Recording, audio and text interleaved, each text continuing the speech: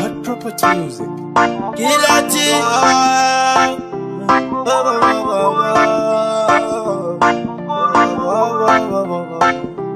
Zanga oma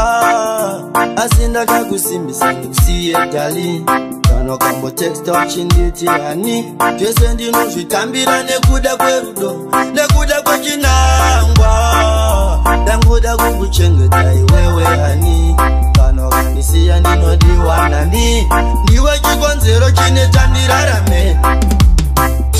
takanga tarangana iwe nini niwe adive takasiyana iwe nini niwe takanga tarangana iwe nini niwe adive takasiyana iwe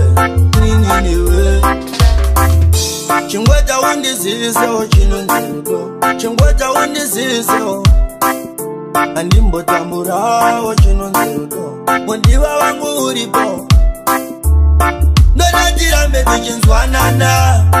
mundiva wangu tichidanana ngatirambe takafuratira miyedzi toda kutipedzanisa takanga tarangana iwe nini niwe adive takasiyana iwe nini niwe takanga tarangana iwe nini niwe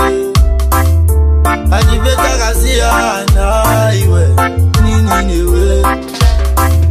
apana kana chimwe chane chambokumbira pane wewe wandida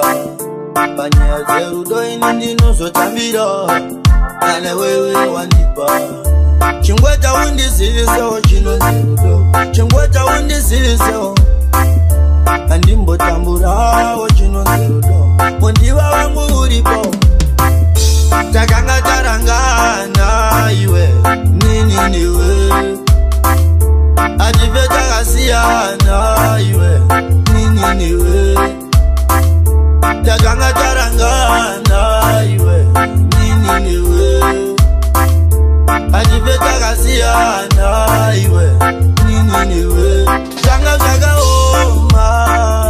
asinda kakusimbisa ndikusiye dali kana kambo texta uchinditi hani twese ndinozvitambira nekuda kwerudo nekuda kwechinangwa ndangoda kukuchengeta iwewe hani kana kandisiya ndinodiwa nani ndiwe chikonzero chine chandirarame takanga tarangana iwe nini niwe adive takasiyana iwe nini niwe takanga tarangana iwe nini niwe adive takasiyana iwe